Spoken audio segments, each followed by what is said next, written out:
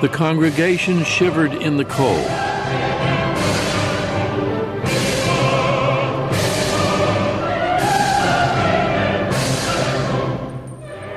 Notre Dame echoed with the sounds of 400 musicians and singers.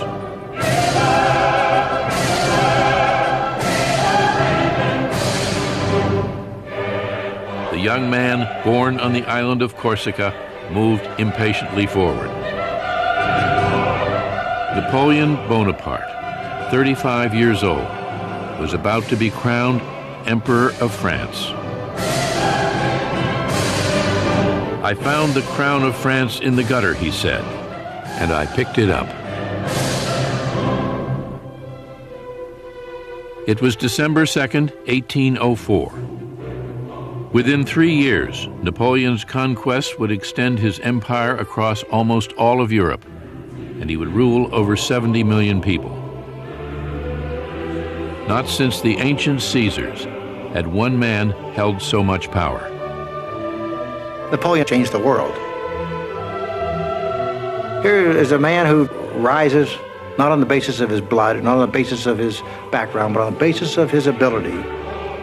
No one else has appeared like him, has dominated the world like he has. Qu'est-ce que Napoléon? What is Napoleon? C'est une main. It's a hand in a shirt.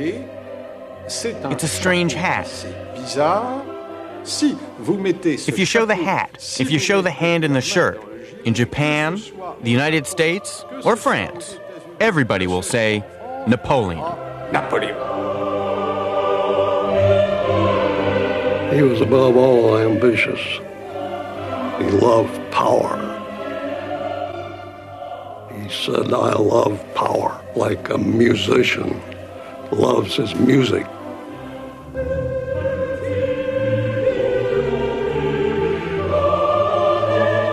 Napoleon mounted the steps to the altar alone.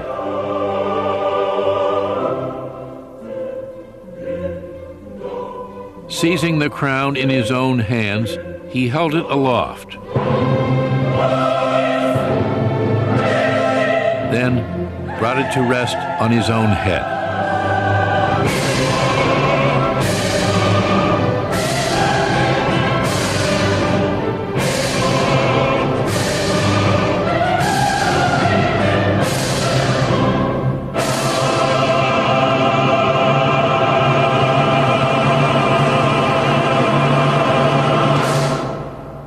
That morning, he had quietly told his brother, "If only our father could see us now."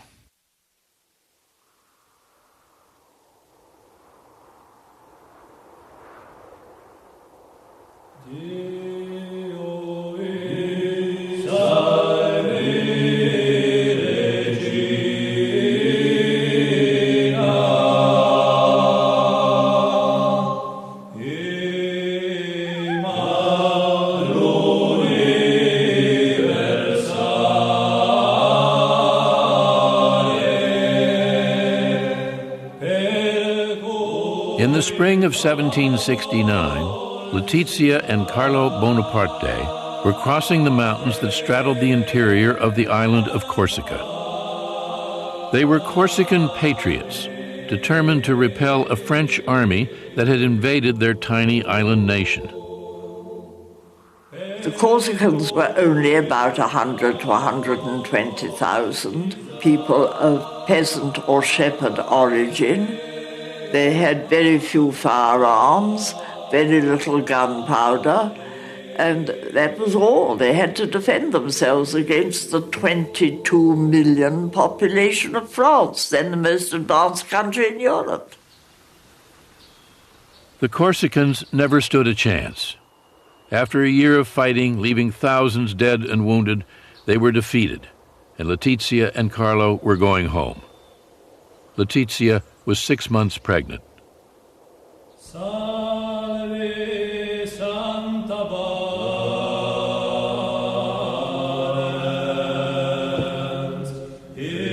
That summer, Letizia was celebrating the Feast of the Assumption when she felt her first labor pains.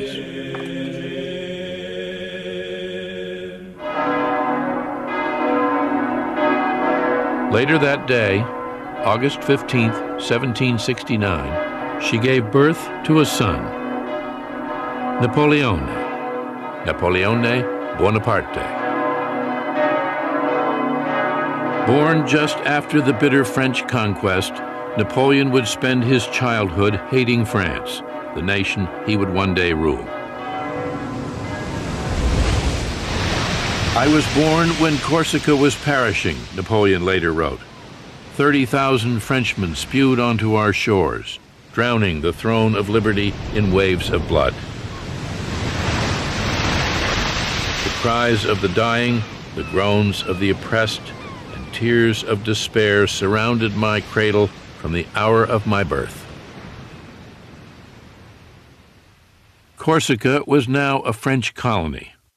Suspended in the Mediterranean between France and Italy, for centuries Corsicans had fiercely resisted invaders, Romans, Moors, Genoese. After the French victory, Corsican rebels fled to the mountains, where they continued to fight on. But Napoleon's father, Carlo, a 23-year-old university student, readily submitted. Soon he was wearing powdered wigs, embroidered waistcoats, and silver-buckled shoes. Napoleon never forgave him for betraying his Corsican heritage. He would later say harshly that his father was rather too fond of pleasure. I think Napoleon always held a grudge against his father for having submitted. But poor Carlo, he knew he had lost the battle. He realized the French were there, so he had to live with them and make the best of it. Carlo began practicing law, won election to the Corsican Assembly, and rose in the esteem of the French rulers. But Napoleon rarely had a good thing to say about him. He saved his praise for his mother. The beautiful, strong-willed Letizia. As a mother, he would say, she was without equal.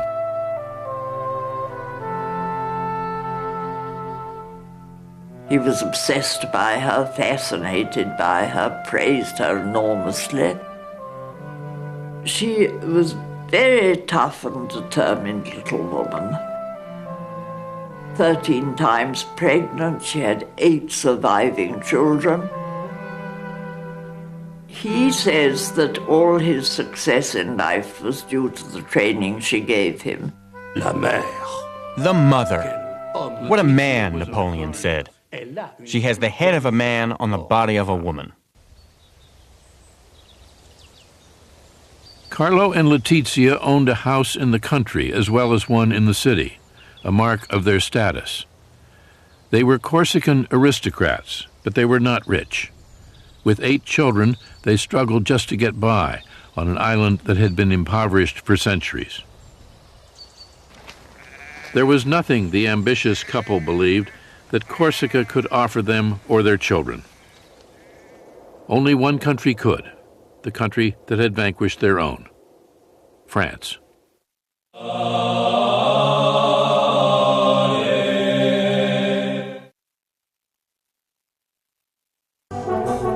As a representative of the Corsican Parliament, Carlo traveled to Versailles. There he saw the splendor of the French court in all its majesty.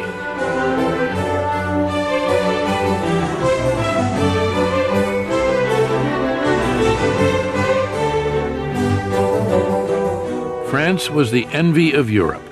Great Britain, Austria, Prussia, Spain, none had more people or greater wealth. While America was just beginning its experiment with democracy, Versailles gave testimony to the power of kings. Carlo was an awestruck provincial. Rumblings of discontent with King Louis XVI and aristocratic privilege were no concern of his. That Queen Marie Antoinette and a frivolous court were draining France of precious resources did nothing to diminish Carlo's delight in everything he saw. He dreamed that one day his children would become noblemen in that glittering citadel of power in which he had no place. For years, Carlo had nourished a plan. In Versailles, he saw it come true. He secured Napoleon a scholarship to a school in France. Napoleon set foot in France for the first time in the winter of 1778.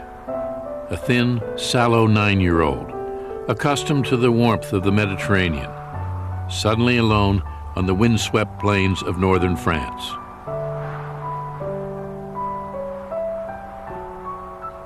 A scholarship boy at the Royal Military College at Brienne-le-Château. He could hardly speak French. For the next 5 years, there would be no holidays, no visits home. He had no love of France. He still thought of himself as a grudging subject of an alien king. Il se sent corse. Il est entouré. He thinks of himself as a Corsican. He is surrounded by students who are the children of French aristocrats, and they have nothing in common with this little foreigner. Donc, lui, qui est un être fier, And since he is quite proud, he becomes a loner. il va s'isoler, il va se mettre à part. Napoleon would one day turn his sympathies toward France, but not without years of resentment and struggle.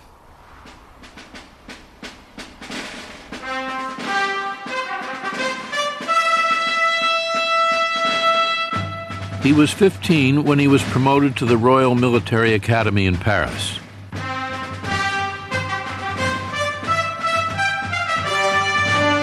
Along with the sons of some of France's greatest families, he would learn the splendors of French civilization. The Royal Academy was as much a finishing school, turning officers into gentlemen, as a war college. We were magnificently fed and served, Bonaparte said, treated in every way like officers possessed of great wealth. The poor Corsican teenager still felt like an outsider. He had entered a world of opulence and luxury, but it only served to fuel his scorn for the privilege and snobbery of the French nobility. One teacher described him as quiet and solitary, frightfully egotistical, proud, ambitious, aspiring to everything. He would go far, his school report read, in favorable circumstances. He began his apprenticeship as a soldier when he was 16, a lowly second lieutenant, training with the best artillery unit in the French army. He grew expert at sighting a gun, handling rammer and shot, deploying men. One of the greatest careers in military history had begun. He feels that the regime will not let him have the position he dreams of. The top positions are reserved for the noblemen, while Napoleon comes from minor nobility, poor people. Frustrated in his military ambitions, Bonaparte dreamed of becoming famous as an author, wrote a brief history of Corsica, even tried his hand at a novel.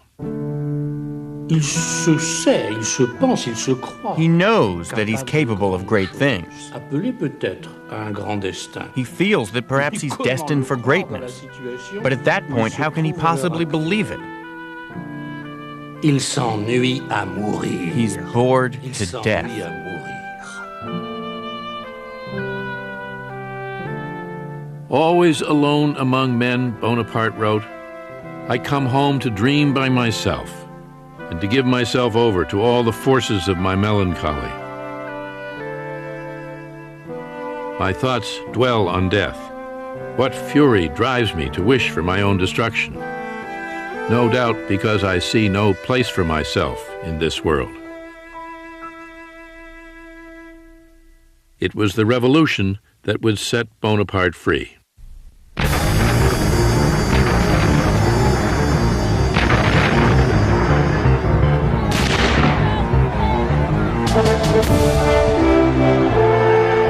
On July 14th, 1789, Paris erupted.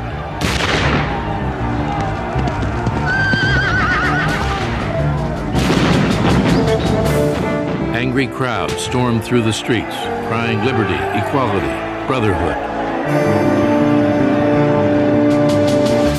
France was thrown into turmoil. The monarchy itself tottered on the edge of destruction. A defiant National Assembly challenged the absolute right of the king, stripped nobles and clergy of their ancient feudal privileges, fracturing a social order that had endured for centuries. After years of injustice and inequality, the revolution had begun. It would take years before it would end. As the revolution gained momentum, Bonaparte was serving in the army far from Paris. He distrusted the violent mobs, but welcomed the changes transforming the country. He is certainly not a revolutionary before the beginning of the revolution. But Bonaparte welcomes the revolution as good news. It almost has a religious impact for him, because all of a sudden he feels that the revolution is going to open up French society. La révolution va ouvrir la société française.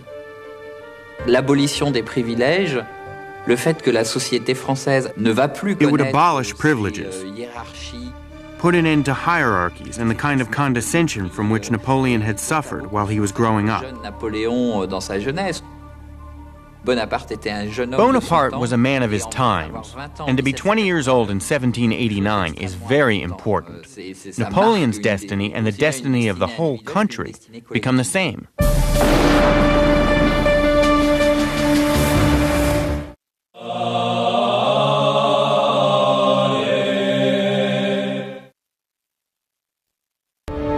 In the summer of 1792, Bonaparte was on leave in Paris and witnessed the last gasp of the French monarchy. In June, a mob stormed the Tuileries Palace and forced the king to wear the red revolutionary bonnet.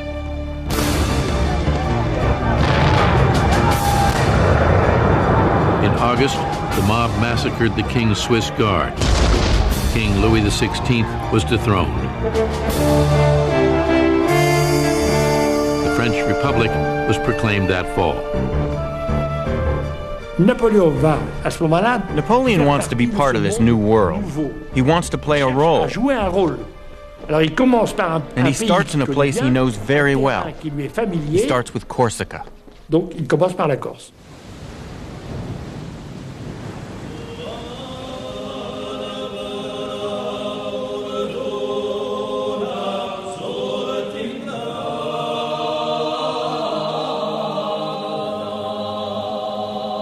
Bonaparte was 23, an idealistic revolutionary, when he took leave of absence from the French army and returned to Corsica. The French Republic had made Corsica a part of France and given Corsicans all the rights and liberties of French citizens. Bonaparte, a lieutenant in the island's National Guard, threw himself into Corsican politics. Pasquale Paoli was the island's governor. Paoli had been Bonaparte's childhood hero, the leader of the Corsican War against France.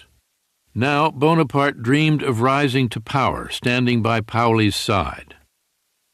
But he would be bitterly disappointed. Paoli did not trust him. A ragazzone inesperto, Paoli called him. A big, inexperienced boy. The Corsican patriot thought Bonaparte too ambitious, too self-centered, too sympathetic to France. Bonaparte and Paoli are on totally different wavelengths. Paoli retains the idea that Corsica should be independent. By this time, Napoleon Bonaparte is perfectly comfortable with a Corsica that is part of revolutionary France. Bonaparte soon became the leader of a faction opposed to Paoli. Clan rivalry ran deep on the island, intensifying the political struggle between the two men. Paoli's partisans and Bonaparte's were soon at war. In the end, Paoli proved too strong. Bonaparte's home was sacked and he was forced to flee to the mountains. The Corsican Assembly declared Bonaparte and his entire family traitors and enemies of the fatherland, condemned to perpetual execration and infamy. Bonaparte no longer had the right to live in Corsica. He had been given a death sentence by his own people. His idealism shaken, Bonaparte wrote his brother, "Among so many conflicting ideas, the honest man is confused and distressed. Since one must take sides, one might as well choose the side which is victorious. Considering the alternative, it is better to eat than be eaten." The defeat in Corsica, the break with his hero Paoli, had toughened him, made him shrewd, and turned him toward France. From the time when there is this breakup with Paoli's Corsica, he is French. He wants to be French. He is French.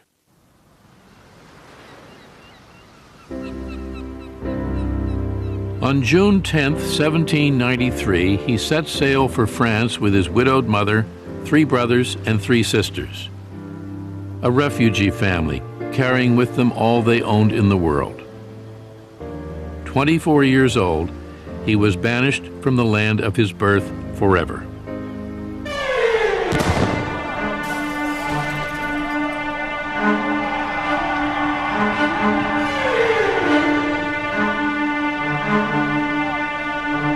Bonaparte returned to France to find the French fighting among themselves.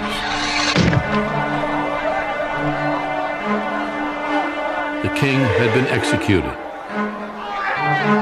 The Queen and thousands more followed him to the guillotine. There were cities in revolt, uprisings in the provinces. Maximilien Robespierre was in charge now. The austere, moralizing leader suspended the Constitution, vowing to save the Republic from its enemies at any cost. The revolution turned into the Terror.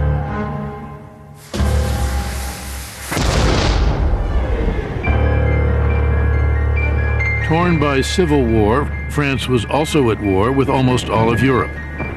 Austria, Spain, Prussia, and Great Britain were bent on destroying the new French Republic, while French radicals promised to help all peoples rise against their rulers.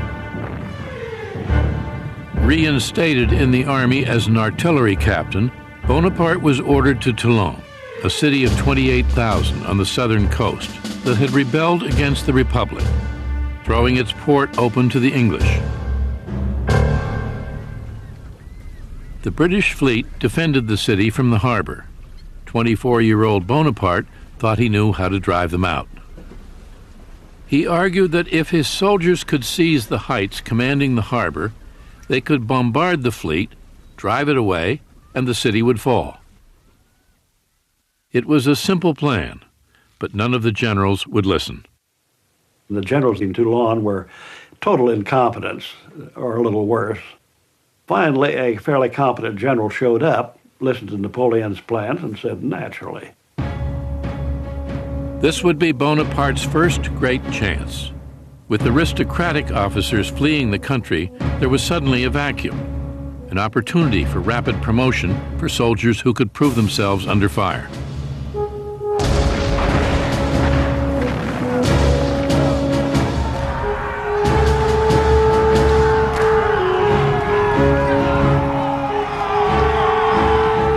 Bonaparte fought bravely, leading his men in the assault on the fort guarding the heights, suffering a wound in the thigh from an enemy bayonet. 10 ships went up in flames. The British fled. Toulon was recaptured and Bonaparte promoted. In just 3 months, he had risen from captain to brigadier general.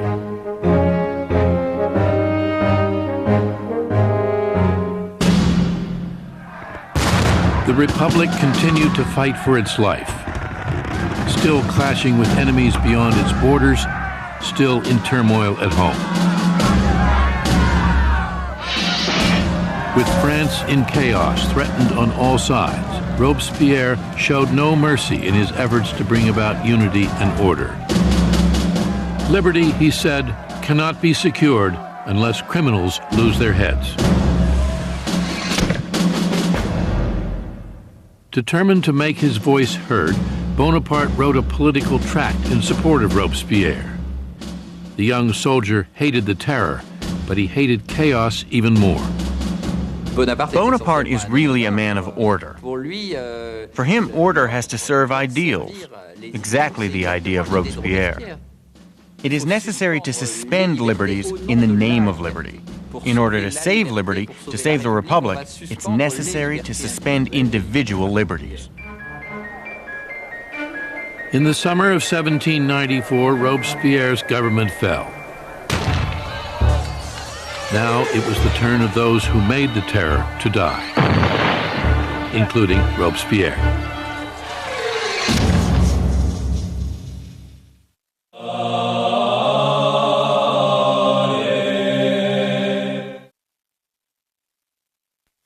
In the spring of 1795, Bonaparte headed for Paris.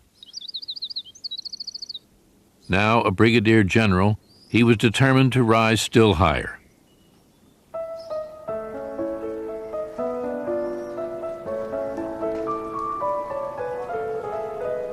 France had a new constitutional government. The guillotine, the riots in the street, the war still raging along the frontier, all seemed forgotten.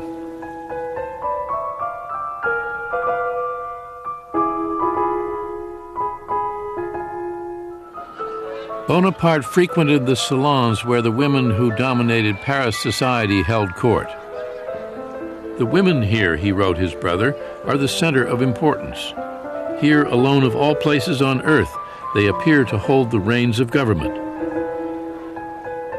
But they wanted little to do with him. He was just another ambitious young soldier.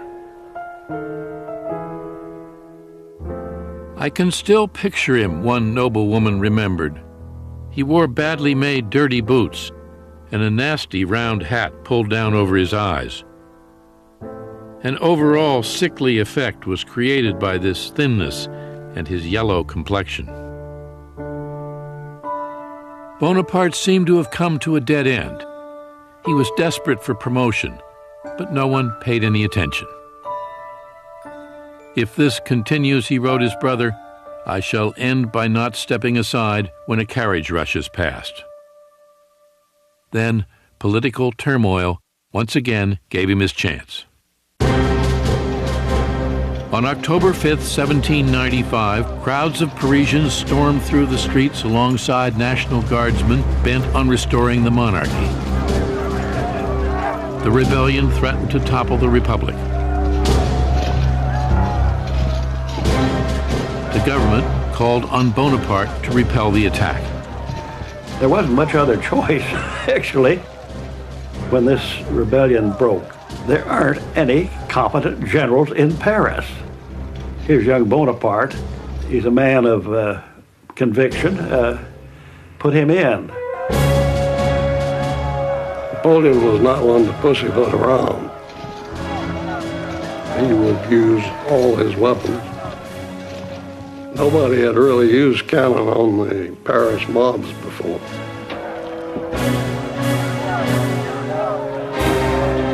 He was going to shoot. He waited till he could see the whites of their eyes.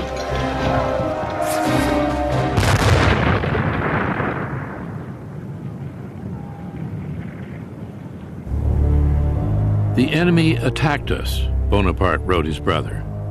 We killed a great many of them. Now all is quiet. I could not be happier.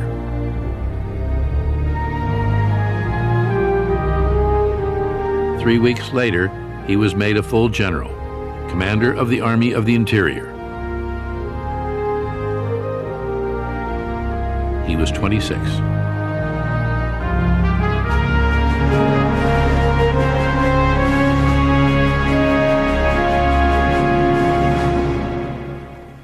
Bonaparte was now a man to be reckoned with. He was driving through Paris in a fine carriage, wearing new clothes, drenching himself in eau de cologne. The unsophisticated general was no ladies' man, but he had fallen in love. Her name was Marie Joseph Rose de Beauharnais. Everyone called her Rose. Bonaparte called her Josephine. She was a Creole aristocrat from the French colony of Martinique, a 32-year-old widow with 2 small children, deep in debt, trying to make her way in Paris alone. Languid, with a nonchalant shading into indolence, she was known as a woman of refinement, charm, and grace.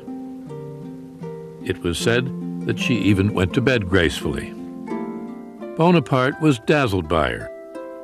"I was naturally timid among women," he said.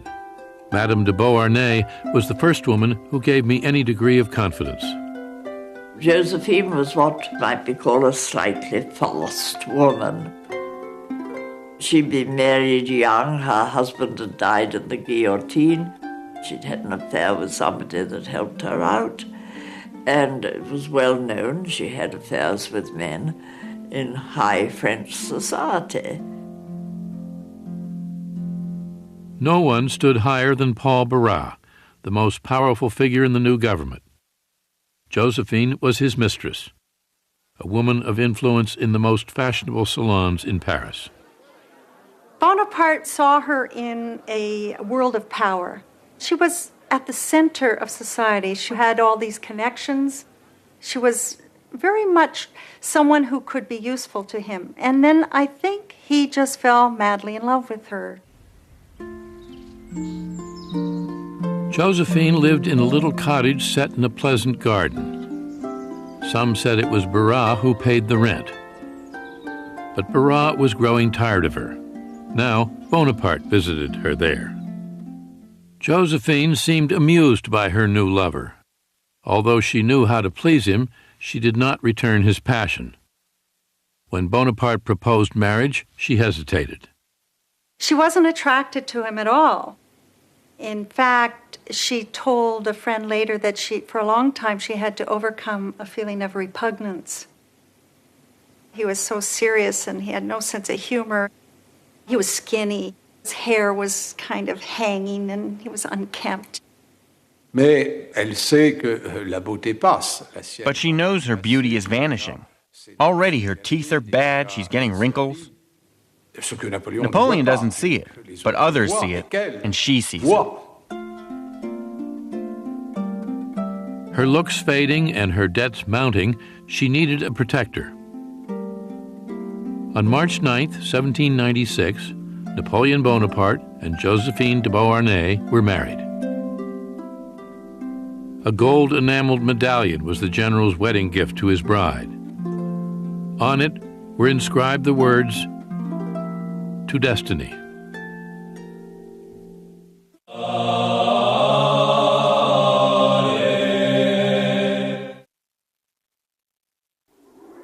Bonaparte was sent to the Italian Alps. Josephine's former lover, Paul Barras, had helped win him an appointment as supreme commander of all French forces in Italy. His assignment was to challenge the Empire of Austria and their Italian allies. He had never commanded an army before. Young and untested, no one expected very much from him, especially his own generals. Tout le monde l'attend avec un peu de moquerie. Everyone makes fun of him before he gets there. This little general who perhaps owes his command to his wife. Grâce largement donnée de sa femme. Or, il arrive. Then he arrives, and within a few moments, the veterans who made fun of him understand exactly. He is in charge. Il est le chef. "I don't know why," one of his generals said, "but the little bastard scares me." Bonaparte's army was in no condition to win battles. It had been stagnating under incompetent commanders in the foothills of the Alps for almost 2 years. "Soldiers," he proclaimed, "you are naked and ill-fed.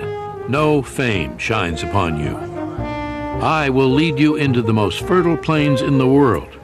Rich provinces, great cities will lie in your power. You will find there honor, glory, and riches. He really enthralls them. He's a terrific actor.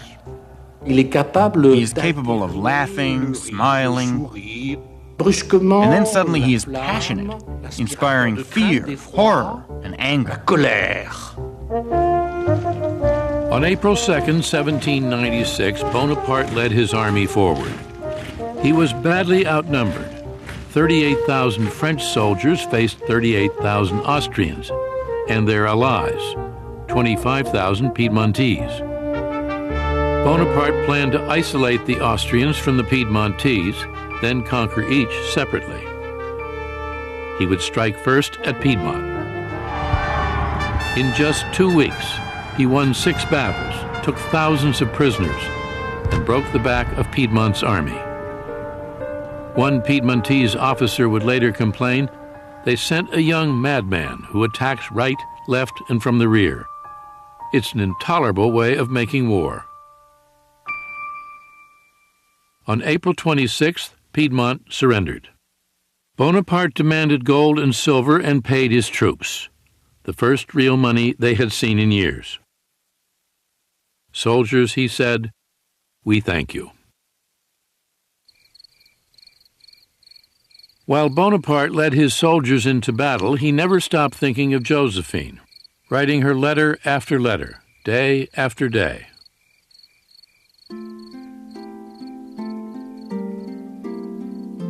"Not a day goes by without my loving you," he wrote her. "Not a night without holding you in my arms. I curse the glory and ambition which keeps me from the soul of my life. Whenever I am troubled as to how things will turn out, I put my hand to my heart where throbs your likeness. I have but to look at it, and my love is perfect happiness." Josephine would sometimes read his letters aloud to friends. Bonaparte, she told them, is so amusing. With Piedmont defeated, Bonaparte was now pursuing the Austrians, who retreated to the east, bewildered by the 26-year-old general and his new way of making war.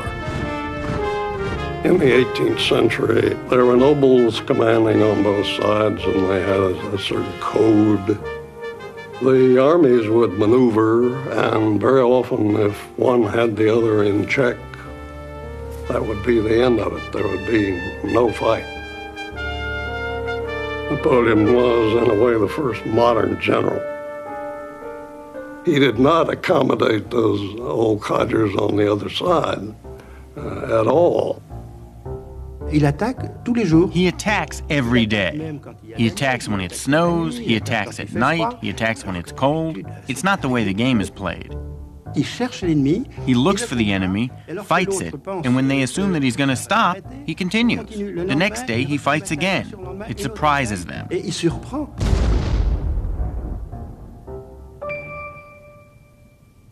As the Austrians fled, their rear guard hoped to slow Bonaparte down by making a stand at the little Italian town of Lodi.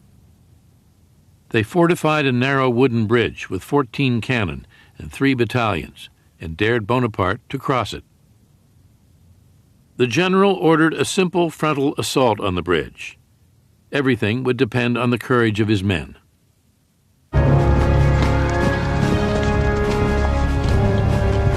He had earned their admiration with his rapid string of victories. Now he would find out if he also had their faith. How do you incite men to do something like that? It's charisma. I mean, he got tremendous presence. Napoleon was a master at motivating his soldiers.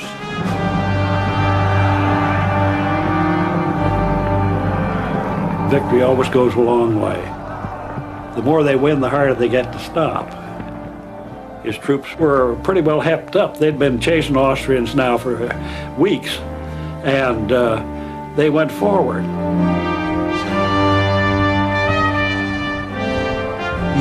There are no tactics at all. The troops come in so enthusiastically and quickly, it surprises the enemy. It's just a question of enthusiasm. Everyone throws themselves into it. Everyone risks death.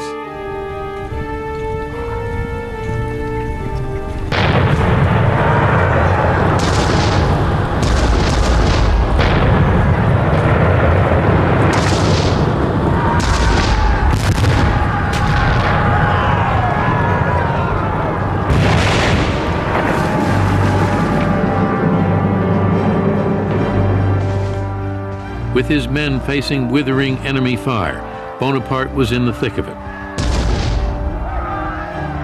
He was actually up there laying in the cannon, which was a corporal's job. But he was always up there with them. This is a man with absolute courage. He's wherever he's needed. If he's needed up at the very front to encourage people, he's there.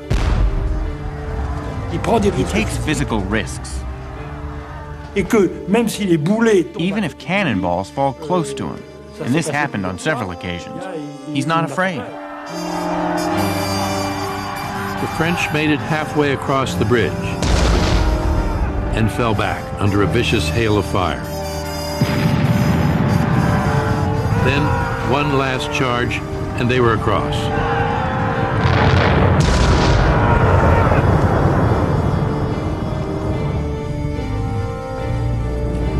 The Austrian guns fell silent. Here they thought they were safe behind the river, holding the bridge. Once the French come across the bridge and beat the living Jesus out of them. It's a real spectacular job. It wasn't a big battle. The casualties were not particularly heavy, but he had imposed his will on his own men and the enemy, both. It was not a great victory. The Austrian army had in fact escaped. But Bonaparte had won the respect and devotion of his men. He came out all sweaty and grimy and covered with gun smoke. The troops liked that. They began calling him the Little Corporal right there. It was, you identify with us, you're our corporal.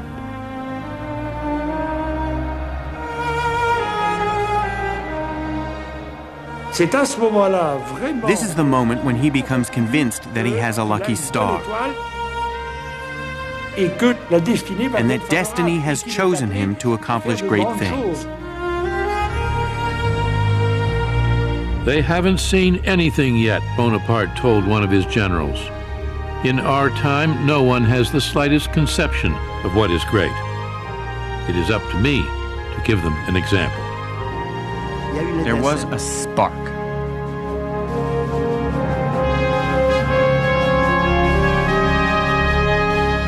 The battle at Lodi convinced Napoleon Bonaparte that he was a man of destiny. From that moment, he said, I foresaw what I might be. Already I felt the earth flee from beneath me, as if I were being carried into the sky.